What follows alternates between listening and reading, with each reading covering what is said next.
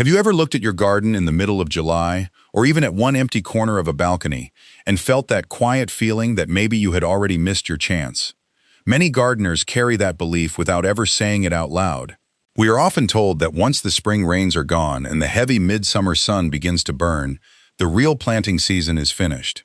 We look at the dry ground, feel the heat rising from the pavement, and tell ourselves to wait until next year. We say we are too busy, our schedules are too crowded, our space is too small, and the heat is simply too much. But July is not the end. In the rhythm of the growing season, July can become a powerful second beginning. Welcome back to Earthly Delights. Today we are going to break a belief that has stopped too many busy people from enjoying the simple pleasure of eating food they grew with their own hands. We will look at 15 fast-growing vegetables that can thrive in containers, even in the heat of late summer. These are not plants that merely survive warm weather. Many of them actually need that warmth to unlock their best growth, their sweetest flavor, and their fastest harvest. From the point of view of soil and plant care, warm soil is not an enemy. It works like a natural incubator. When the soil is warm, seeds wake up faster, roots become active sooner, and growth can move at surprising speed. What may take weeks in cool spring soil can happen in just days when the conditions are right. For a busy worker, a parent with a full schedule, or someone living in a small apartment with only a sunny window or balcony, this is where container gardening becomes so valuable. It gives you a practical way to grow food without turning gardening into another stressful job. But to make this midsummer planting work, we need to follow 3 simple time-saving rules. First, grow only in containers. When we keep our plants in pots, we can control the soil, moisture, drainage, and root temperature far better than in open ground. Containers also remove one of the most tiring garden chores, constant weeding. Second, choose dwarf, bush, compact, or determinate varieties. These plants are naturally designed to stay smaller and more manageable. They do not need huge trellises, heavy staking systems, or endless weekend maintenance. They fit into real life, especially when time and space are limited. Third, combine direct sowing with nursery transplants in the right way. Some crops should be seeded directly into warm soil because their roots hate being disturbed. Others are better started from strong nursery plants so you can save several weeks and move quickly toward harvest.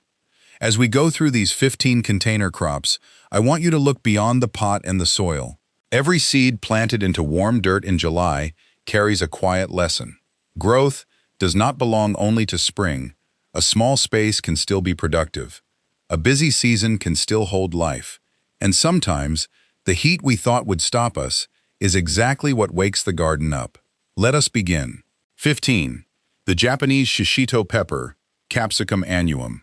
We begin at number 15 with a small pepper that has earned a big reputation in kitchens around the world. The Japanese Shishito pepper. If you have ever been to a modern bistro or a cozy gastropub, you may have seen these peppers blistered in a hot pan and served simply with coarse sea salt. They look fancy on the plate, but in the garden, they are surprisingly practical. Shishito is a true lover of sun and heat. While many plants struggle when July turns hot and dry, this pepper uses that warmth to push growth forward. For a busy gardener, that is exactly the kind of crop we want: compact, productive, and not demanding constant attention.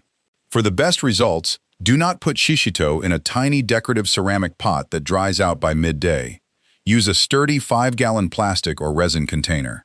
Plastic is useful here because it does not breathe the way clay does, so it holds moisture longer during those brutal afternoon hours when the sun is strongest.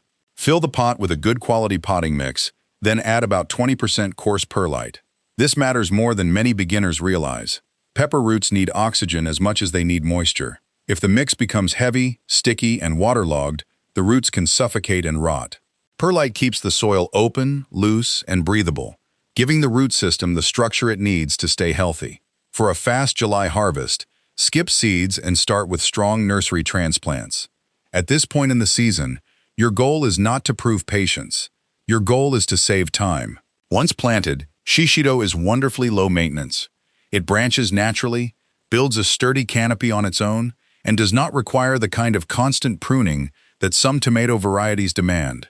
Give the plant a deep watering about every 2 days, adjusting for your local heat and how quickly the container dries.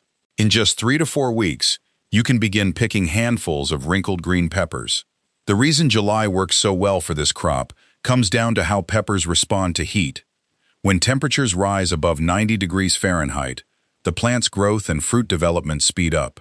That heat helps the pepper develop its firm texture and satisfying crunch. And then there is the famous 1 in 10 surprise. Most shishito peppers are mild, but under intense summer heat and uneven moisture, an occasional pepper can develop a burst of spicy heat. That random flash of fire is part of what makes shishito so fun to grow and eat. There is a lesson in that. The shishito pepper does not become interesting in spite of heat and stress. It becomes interesting because of them. Without strong sun and pressure, it would simply be another mild green pepper. Maybe there is an area of your life right now that feels like a heat wave, a pressure, a challenge, a stress you did not ask for. But what if that pressure is not only there to wear you down? What if it is also waking up a hidden strength, a sharper flavor, a resilience you did not know was inside you? 14. The fairy tale eggplant, Solanum melangina. At number 14, we have one of the best examples of modern breeding for small space gardeners, the fairy tale eggplant. For a long time, eggplant had a reputation as a crop for people with large gardens, long summers, and plenty of room. Many traditional varieties grow big, slow, and somewhat awkward in containers. But fairy tale changes that completely. It is a compact dwarf eggplant that fits beautifully into balcony gardening, patio gardening, and hot summer container setups. For this variety, I would not choose plastic as my first option. A 7-gallon unglazed terracotta pot is a better match. Terracotta breathes. In hot, humid climates, that can be very helpful because it allows excess moisture and heat to move out of the root zone more naturally. Eggplant likes warmth, but it does not like suffocating roots. Use a rich, nutrient-dense potting mix and blend in plenty of aged compost. Eggplant is a heavy feeder, especially when it begins flowering and fruiting, so the soil needs to provide steady nutrition, especially nitrogen and potassium. Start with a healthy nursery transplant and plant it firmly into that compost-rich mix. To reduce work later, cover the soil surface with about 2 inches of organic straw mulch. This simple layer does a lot. It keeps the soil cooler, slows moisture loss, and prevents the surface from baking into a hard crust under the July sun. Because fairy tale is naturally compact, you do not need to spend your weekend staking, tying, or wrestling with heavy branches. The plant stays tidy and bushy on its own. Within 4 to 5 weeks, it can begin producing clusters of small, beautiful purple and white eggplants. Harvest them when they are still young, about the size of 2 fingers. At that stage, they are tender, mild, and excellent, brushed with olive oil and grilled. The real beauty of this plant is in its growth habit. Fairy tale eggplant has shortened internodes, meaning the spaces between its leaf joints are much smaller. Instead of wasting energy on tall, leggy growth, the plant keeps itself compact and directs more energy into flowering and fruiting. There is quiet wisdom in that. Fairy tale eggplant does not try to compete with taller plants. It accepts its small footprint and uses its energy with purpose. In a world that constantly tells us to expand, scale up, and do more, this little eggplant reminds us that limits can be powerful. Sometimes the goal is not to grow taller in ways that do not matter. Sometimes the wiser choice is to focus your energy and produce the fruit that only you can produce. 13. The Royal Burgundy Bush Bean, Phaseolus vulgaris. At number 13, we have a crop that brings both beauty and usefulness to the summer patio, the Royal Burgundy Bush Bean. If you love fresh snap beans but do not want the work of building trellises or controlling long climbing vines, this is a smart choice. Royal Burgundy is a bush bean, which means it stays compact and produces without needing a large support system. It performs well in warm midsummer conditions and is especially useful for gardeners who want a quick harvest in a small space. Instead of a deep round pot, choose a long rectangular window box or railing planter. Bush beans have shallow, fibrous roots that spread more horizontally than vertically. A wide container gives those roots room to move. Fill it with a loose, fast-draining sandy loam-style potting mix. Beans do not want heavy, soggy soil. Here the planting strategy changes. Unlike peppers and eggplants, beans should be direct sown.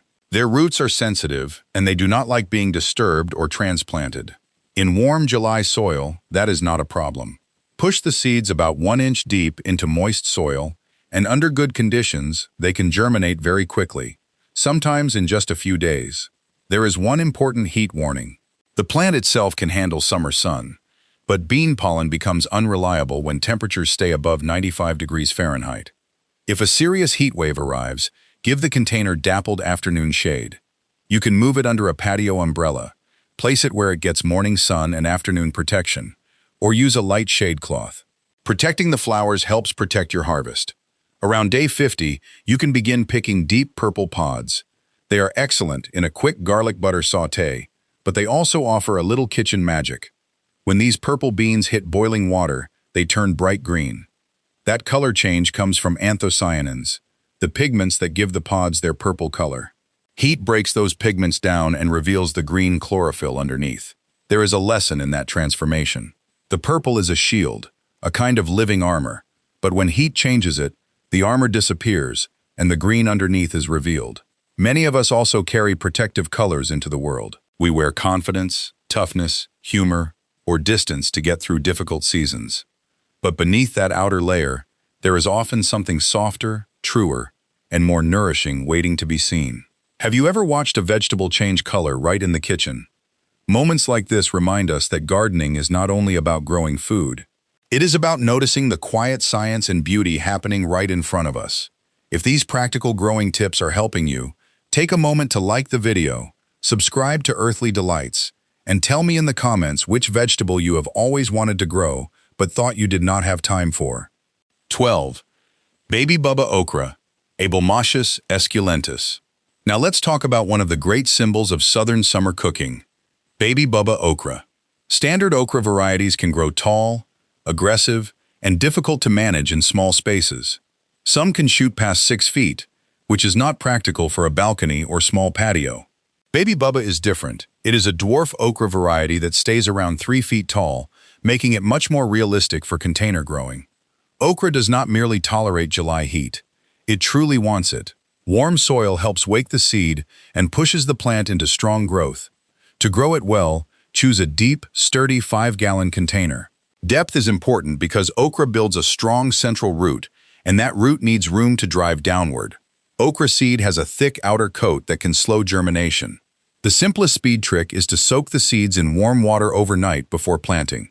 This softens the seed coat and helps signal that it is time to sprout. The next morning, plant the soaked seeds into warm soil, and they should come up much faster than dry seed in cooler conditions. Once established, Baby Bubba is tough. If your work week becomes chaotic and you miss a watering, this plant is far more forgiving than many leafy greens or shallow-rooted crops. It can handle dry spells because its root system searches deep in the container for remaining moisture. By around day 55, you can expect beautiful yellow, hibiscus-like flowers, followed by tender green pods. Pick okra while the pods are still young and soft. Slice them, coat them in seasoned cornmeal, and fry them until crisp, or use them in soups, stews, and summer dishes where their texture shines. The drought tolerance of okra comes from its root structure. Even in a container, it tries to send a strong taproot downward. When the surface soil becomes dry and dusty, that deep root can still reach moisture held near the bottom of the pot, and there is a lesson in that. In life, we often panic when the surface becomes dry, when support feels thin, when the visible part of our world looks tired and cracked. But Baby Bubba okra reminds us that resilience depends on where our roots are anchored. If your roots are deep in your values, your family, your discipline, and your quiet truths, you can survive seasons when the surface gives you very little. The question is not only how hot the day is, the question is how deep your roots are willing to go. 11. Rainbow Swiss chard, Beta vulgaris, Subs vulgaris. At number 11, we have one of the most beautiful and useful leafy crops for summer containers, Rainbow Swiss chard. Many cool season greens, like spinach, struggle badly when July heat arrives. They bolt, turn bitter, and collapse under high temperatures. Swiss chard is different. It is one of the most dependable leafy greens for warm weather, and it can keep producing when other greens have already given up. You do not need a huge container. A shallow 3-gallon plastic pot is enough for a productive plant. But the soil mix matters. Blend a quality potting mix with moisture-holding material like sphagnum peat moss or coconut coir. These materials act like tiny sponges, holding water and releasing it slowly to the roots. That steady moisture is exactly what leafy greens need when the summer air feels like an oven. For the quickest harvest, use nursery transplants, though direct sowing can also work well in warm soil. Place the container where it receives strong morning sun, but gets some dappled shade in the late afternoon. That afternoon protection helps prevent wilting and keeps the leaves tender. Swiss chard is especially valuable because you can harvest it with the cut and come again method. Instead of pulling the whole plant, simply cut the larger outer leaves near the base. The center of the plant will keep pushing out new, tender growth. Within about 30 days, you can have a steady supply of baby chard leaves for stir-fries, soups, sautés, or fresh green juices. The bright pink, yellow, orange, and red stems are not just for beauty. Those colors come from plant pigments called betalains. In the plant, these pigments help protect the leaves from intense sunlight by absorbing and managing some of that harsh solar energy. That is one of the most beautiful things about Swiss chard. The same colors that make it stunning are also part of its defense. It turns heat, light, and exposure into a shield. Maybe that is something we can learn from. The sensitivities we carry, the emotions we feel deeply, the parts of us that seem too colorful or too exposed, may not be weaknesses at all. They may be our own form of protection. Like rainbow Swiss chard, we can take the intensity around us and turn it into something strong, useful, and beautiful. 10. Bush-type edamame, glycine max. At number 10, we come to one of the best protein-rich summer snacks you can grow in a container. Bush-type edamame. Edamame is basically a special type of soybean grown to be harvested young, green, sweet, and tender. It has become a favorite in modern healthy eating, but what many gardeners do not realize is that it can also be an excellent July container crop. Under strong summer sun, especially in warm soil, edamame grows with impressive confidence across a wide range of growing zones. Unlike field soybeans that need large agricultural space, bush-type edamame varieties stay compact. They grow into sturdy, tight plants that look neat on a patio, balcony, or small backyard corner. That makes them ideal for people who want a productive crop without giving up half their outdoor space. To get a good harvest in a small area, plant 2 to 3 edamame seeds in one 5-gallon container. But pay close attention to the soil. Edamame needs a light, loose, well-aerated sandy loam-style potting mix. This is not the crop for heavy clay, dense garden soil, or wet, compacted dirt. If the soil holds too much water and blocks oxygen, the seeds can rot before they ever sprout, and the roots can suffocate once the plant begins growing. For a busy gardener, the planting method is simple and fast. Direct sow the large seeds about 1 inch deep into the container. Do not waste time or money on transplants for this crop. Edamame roots do not like being disturbed, and transplant shock can slow the plant down right when you need it to move quickly. The best part about growing edamame is what you do not need to do. Do not load this plant with strong nitrogen fertilizer. In fact, too much synthetic nitrogen can work against you. It can disrupt the plant's natural balance and reduce the harvest instead of improving it. Your main job is simply to keep the soil evenly moist, not soaked, not bone dry for too long, just consistently cared for. In about 55 to 60 days, the compact plants should be carrying clusters of thick, fuzzy, bright green pods. Harvest them while the pods are still green and full. Boil them whole in salted water, serve them warm, and finish with a sprinkle of coarse salt. It is one of the simplest and most satisfying harvests a summer container garden can give you. The reason edamame does not need heavy nitrogen feeding is one of the most fascinating partnerships in plant science. Its roots can form a symbiotic relationship with soil bacteria called rhizobia. These bacteria create small nodules on the roots and help convert nitrogen from the air into a form the plant can use. The plant feeds the bacteria sugars made through photosynthesis, and the bacteria help feed the plant in return. That is the quiet lesson of edamame. It does not thrive by doing everything alone. It builds an underground partnership with the invisible life around it, turning empty air into nourishment. How often do we exhaust ourselves trying to create every resource, every answer, and every bit of strength by ourselves? Edamame reminds us that resilience is not always about working harder in isolation. Sometimes, it is about building the right relationships, trusting the quiet support around us, and allowing good connections to reach our roots. 9. The patty pan squash, Cucurbita pepovar.cik. At number 9, we have a beautiful and highly productive alternative to the usual oversized summer zucchini, patty pan squash. Patty pan belongs to the summer squash family, but it has a look all its own.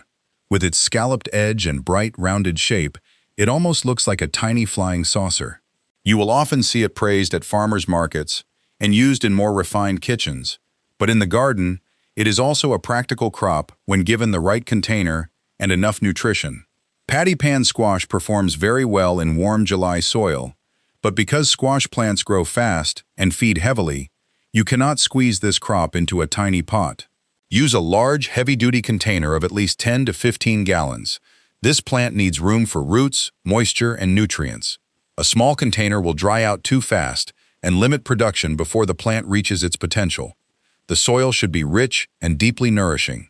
Use a high-quality potting mix, fortified with organic humus and aged compost. Squash grows large leaves, strong stems, and fast fruit, so it needs a serious food supply from the beginning.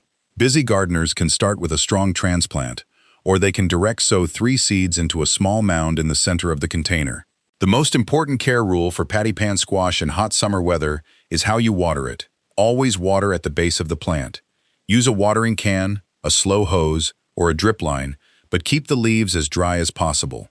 Large squash leaves are fuzzy and can hold moisture, especially in humid weather.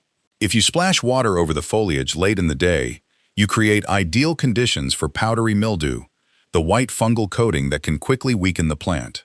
If you keep the roots consistently moist and the leaves dry, patty pan can reward you quickly. In about 45 days, you may begin harvesting the first tender fruits. The speed of this crop is closely tied to summer heat. In strong midsummer warmth, squash flowers can develop very quickly. But there is one important catch. If temperatures stay around 100 degrees Fahrenheit for too long, the plant may shift into survival mode. It can drop female flowers or produce mostly male flowers, which means fewer fruits. The way to reduce that stress is to keep the deep root zone evenly hydrated. When the plant has steady moisture below the surface, its internal signals tell it that it has enough resources to support fruit. That is when it keeps producing female blossoms and sets a better crop. Harvest patty pan squash when the fruits are still very young and tender, about the size of a silver dollar. At that stage, the texture is delicate and the flavor is sweet and nutty. Slice them in half, cook them quickly with garlic and butter, and you will understand why this little squash has such a loyal following. There is a strong life lesson here. When heat becomes too intense, the squash stops focusing on fruit and focuses on survival. But when its roots are nourished, it feels safe enough to blossom again. We do the same thing. In seasons of burnout, we often force ourselves to keep producing, performing, and delivering. But when the pressure is too high, something inside us shuts down. The answer is not always to push harder. Sometimes the answer is to nourish the root, rest, water, quiet care, and steady support. When the roots recover, the fruit returns. The core, the architects of compact luxury. 8. The Mexican tomatillo, Physalis philadelphica.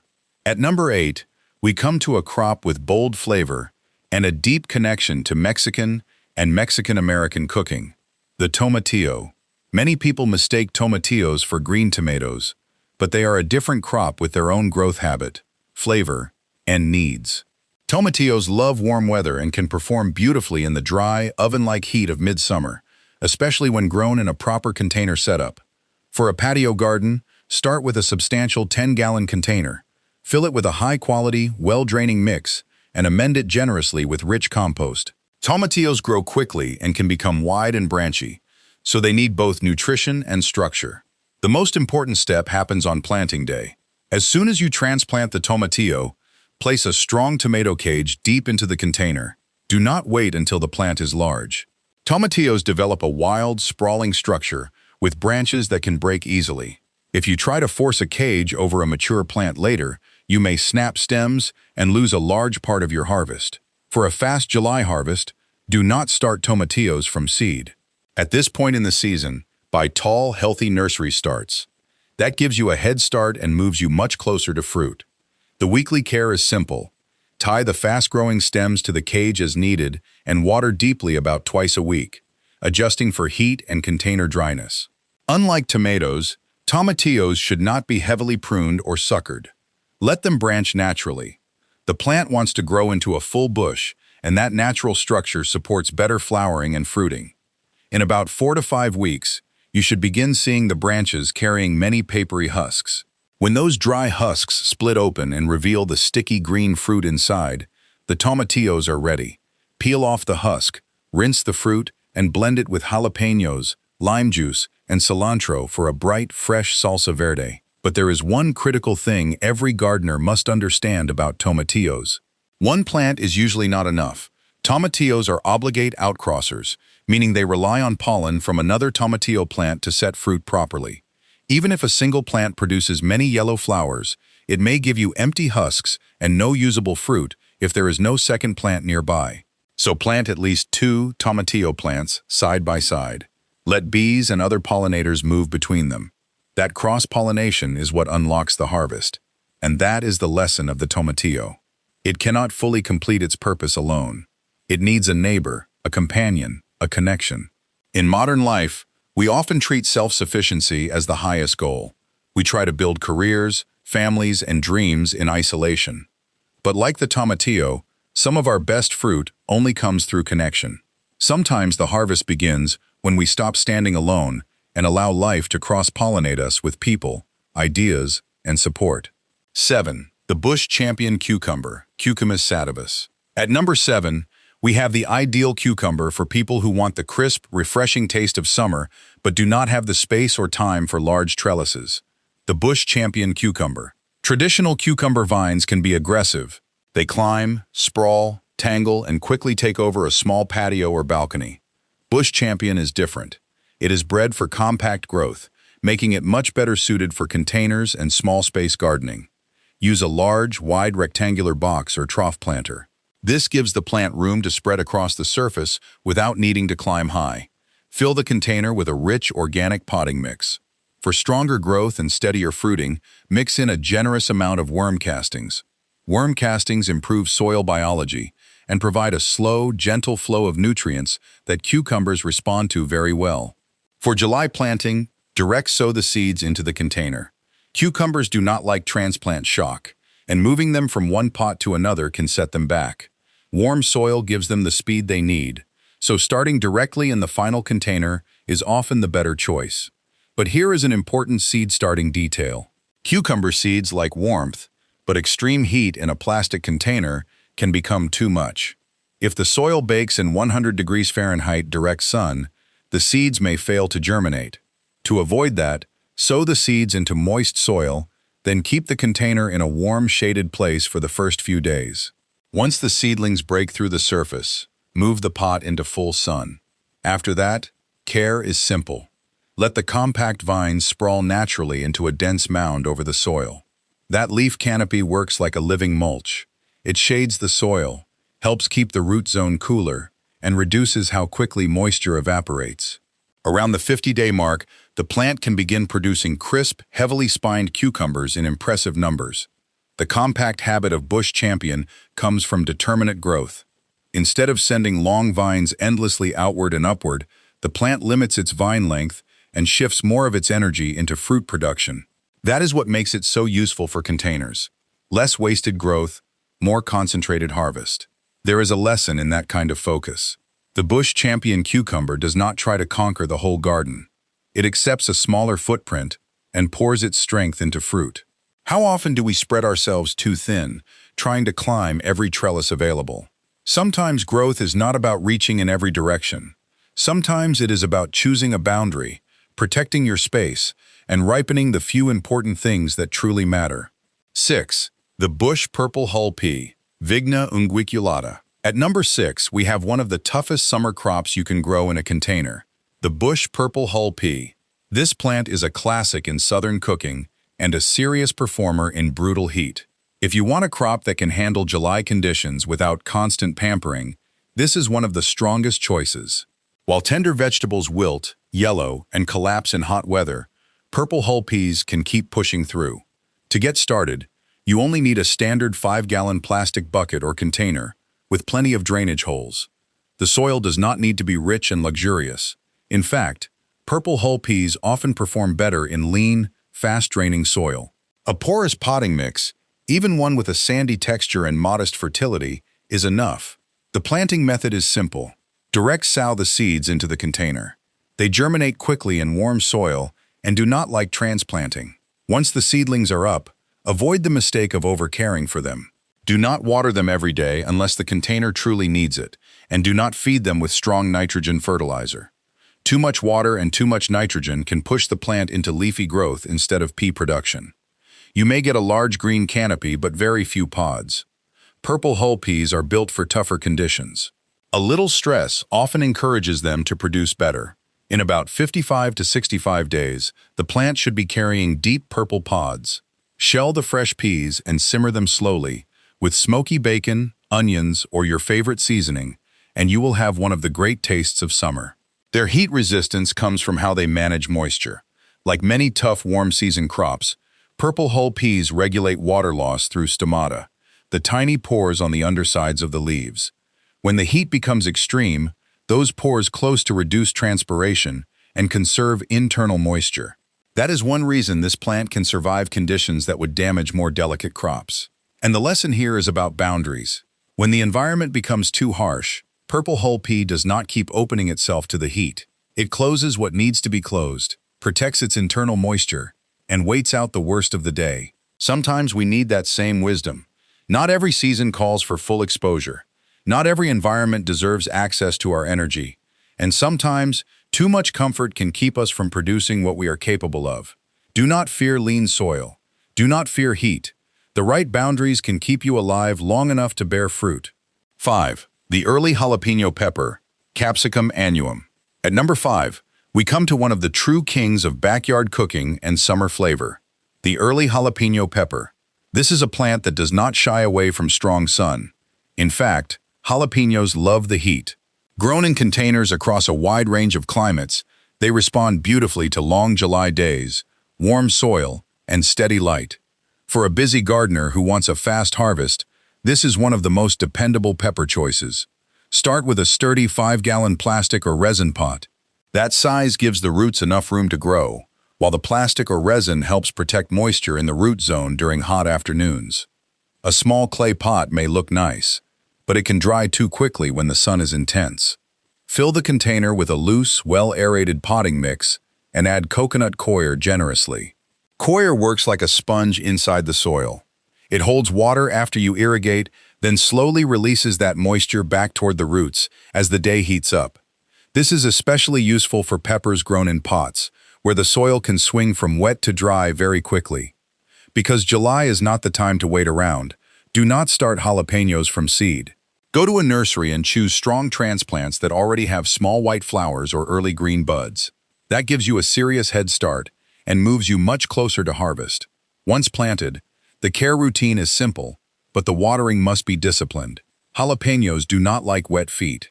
Let the top of the soil dry out clearly before you water deeply again. This wet-to-dry rhythm encourages the roots to search downward through the container, building a stronger, more resilient plant that needs less constant attention. Within 3 to 4 weeks, a healthy transplant can begin carrying thick, glossy green peppers.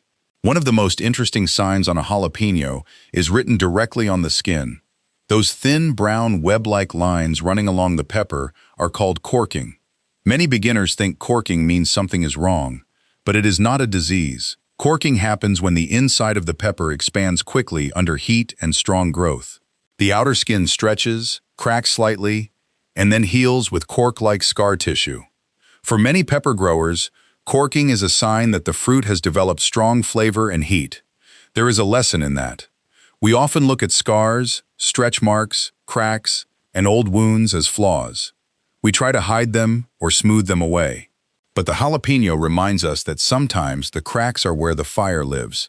Those marks are proof of expansion, proof that something grew faster and stronger than the old skin could hold. They are not signs of weakness. They are signs of heat, flavor, and strength. Wear your corking with pride. The top 4, the magicians of space and time. 4. The spicy globe basil, Ocimum basilicum var. minimum. At number 4, we have a small but remarkable herb that can change the way you think about growing basil in summer. Spicy globe basil. Most gardeners know basil as a tall, leafy plant that needs frequent pinching to stay full and productive. If you forget to manage it, it becomes leggy, flowers too soon, and the flavor can turn bitter. But spicy globe basil behaves differently. It naturally grows into a tight, rounded mound, almost like a little green sphere. That compact habit makes it perfect for busy people and small spaces. You do not need a large container. A simple 6-inch ceramic pot is enough, about the size of a small bowl. This makes it ideal for a sunny windowsill, a patio table, or a tight balcony corner. Use a rich, moisture-retaining potting mix. Even though spicy globe is tough in summer heat, its root system is shallow, and small pots can dry quickly. Good soil helps protect the roots from baking during the hottest part of the day. The best thing about this basil is how little shaping it needs. Traditional basil often requires regular pinching to force side growth, but spicy globe branches outward on its own. It stays neat, round, and dense without constant pruning. For a gardener with very little free time, that is a major advantage. In about 20 to 30 days, you can start harvesting the small leaves. Their flavor is sharper and a little more peppery than sweet basil. Tear off a handful and scatter them over pizza, pasta, salads, or fresh tomatoes, and you get that bright summer flavor instantly. The reason this plant handles heat so well is connected to its tiny leaves. Spicy globe has very small foliage, which means less leaf surface exposed to the sun and wind. Less surface area means less water lost through transpiration. That helps the plant hold on to moisture and avoid the dramatic midday wilting that large-leaf basil varieties often suffer. There is real wisdom in that structure. Spicy globe basil does not spread itself wide to catch everything around it. It stays compact, focused, and self-contained.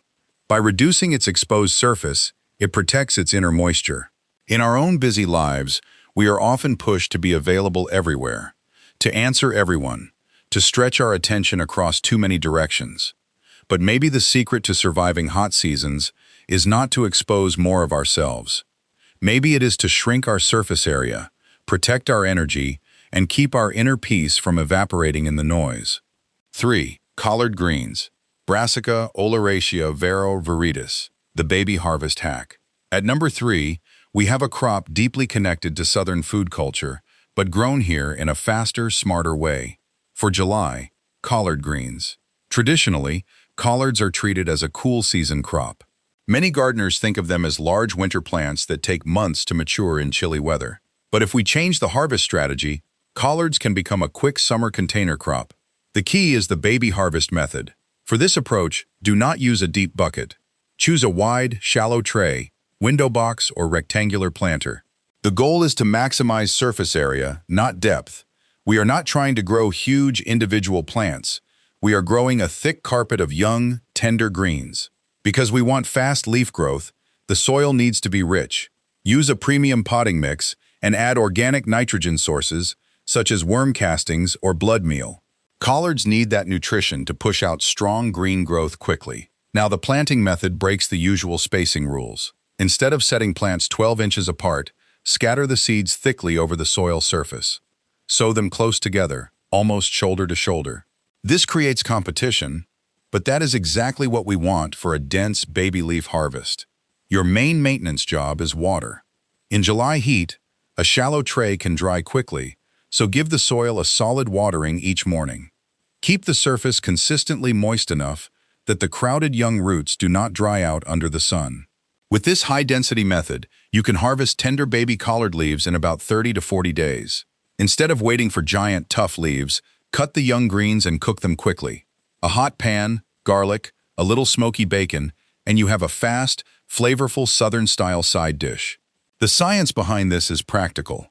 Mature brassica crops, including collards, can become bitter in summer heat because they produce more defensive sulfur compounds called glucosinolates. Those compounds help protect the plant, but they can make older leaves taste strong, bitter, and stringy. By harvesting collards young, we avoid that problem. We take the leaves before the plant reaches that tougher stage, while the texture is still soft and the flavor is still mild. There is a lesson here as well. Sometimes waiting too long does not make something better. Sometimes a plan that could have been sweet and useful early becomes heavy and bitter because we delayed it too much. The baby harvest hack reminds us that small early successes have value. Not every harvest has to be huge to matter. Sometimes the most satisfying thing is to gather what is tender, fresh, and ready right now. 2.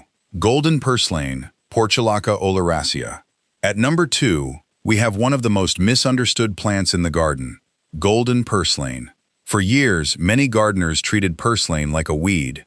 They pulled it, sprayed it, stepped on it, and tried to remove it from every corner.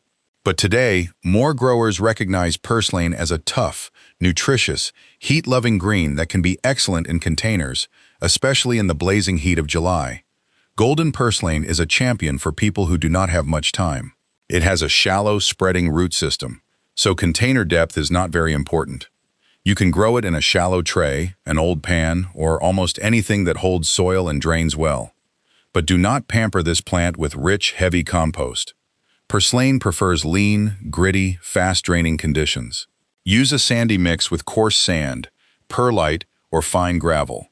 The goal is to mimic the harsh, rocky environments where this plant naturally thrives. The seeds are tiny, and the planting process is simple. Scatter them lightly across the surface of the soil. Do not bury them deeply. Purslane seeds need light to germinate, so they should stay close to the surface. Once established, golden purslane is one of the most forgiving plants you can grow. It does not need fertilizer, and it does not want constant watering. In fact, let the shallow soil dry well between waterings. This plant is built for heat, dryness, and neglect. In about 30 days, you can have a spreading mat of thick, succulent, yellow-green leaves. Snip the stems and use them fresh in salads. The texture is juicy and crisp, with a slightly lemony flavor that feels perfect in summer. The heat resistance of purslane comes from a survival system also used by many desert plants, cam photosynthesis. During the hot day, the plant keeps its stomata closed to conserve water. At night, it opens those pores to take in carbon dioxide. That allows purslane to survive in conditions that would destroy many leafy greens. It is also known for having unusually high levels of omega-3 fatty acids for a land-based leafy green, which is one reason it has gained attention as a nutritious edible plant. And there is a powerful lesson in its story. For generations, people called purslane a weed, not realizing it carried real value. They tried to destroy the very thing that was strong enough to survive where other plants failed. How many times have we done that to ourselves? How many times have we looked at a stubborn trait, a strange sensitivity, or a part of our life that did not fit the usual pattern and labeled it a weed? Maybe it is time to stop weeding the soul so aggressively. Maybe the part of you that survives harsh conditions is not something to erase. Maybe it is your golden purslane, tough, useful, nourishing, and built to live through the desert. 1. The micro-dwarf tomato, Solanum lycopersicum. At number 1, we arrive at one of the most impressive plants for busy people with almost no space, the micro-dwarf tomato. When most people imagine growing tomatoes, they picture huge vines, heavy cages, constant pruning, and plants that can reach 6 or 8 feet tall. Micro-dwarf tomatoes completely break that image. Varieties like Micro Tom or Orange Hat are bred to stay extremely small while still producing real fruit. These plants can thrive in summer heat across a wide range of growing zones, and their container needs are almost unbelievable. A standard 6-inch plastic pot can be enough for one micro-dwarf tomato to reach its full potential. That is about the size of a small cereal bowl. Fill the pot with a good quality, well-draining potting mix. Because the container is small, consistent moisture matters. The soil should not stay soggy, but it also should not dry out completely for long periods. For a fast July harvest, do not start from seed. Buy an established micro-dwarf transplant. That saves weeks and gives you a plant already close to flowering and fruiting. Once planted, the care is refreshingly simple. Do not build a trellis. Do not stake it like a normal tomato. Most importantly, do not pinch off the suckers or prune away the side branches. On a micro-dwarf tomato, those small branches carry the harvest. Removing them can seriously reduce production. Your job is to place the pot in strong light, such as a sunny windowsill, balcony, or patio, and keep the small root zone evenly moist. If afternoon temperatures climb toward 95 degrees Fahrenheit, tomato pollen can become temporarily less fertile.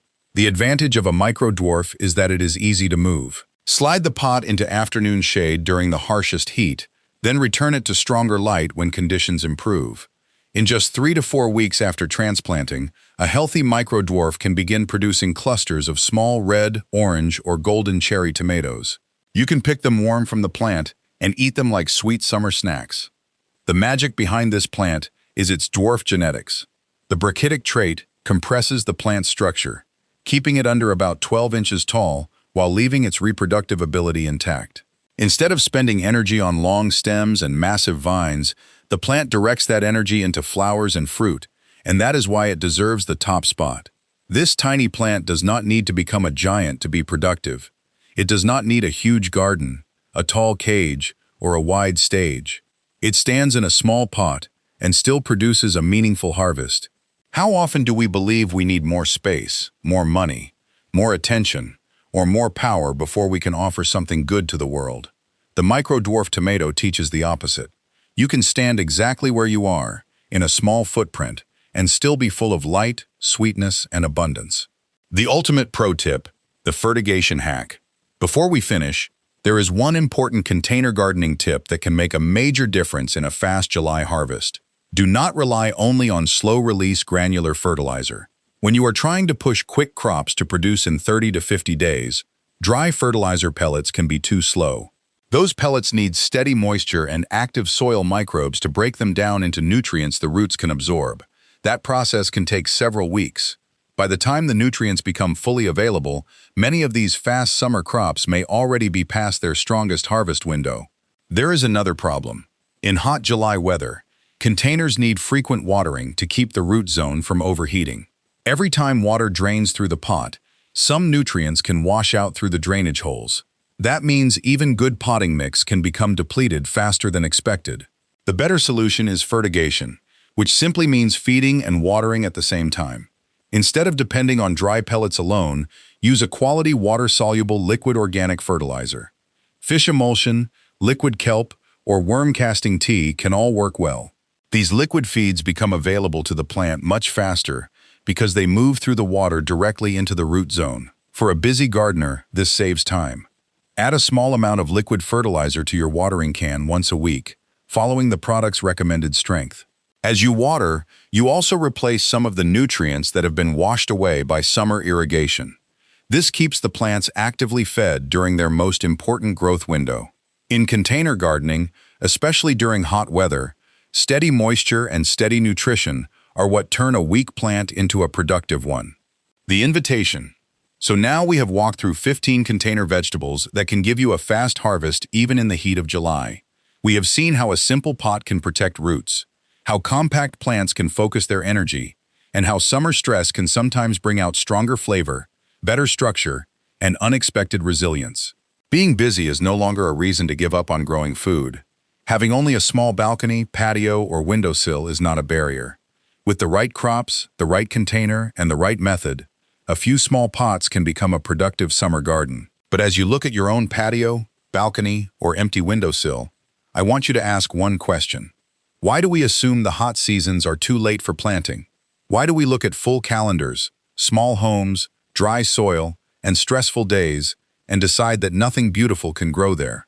These plants show us something different. Life does not wait only for perfect spring weather. Seeds can break through warm soil in days. Roots can form quiet partnerships underground. Leaves can build their own protection against the sun. And fruit can become sweetest when the light is strongest. You do not need endless free time to begin. You do not need a large garden. You need one container, a handful of good soil, and the decision to plant something now.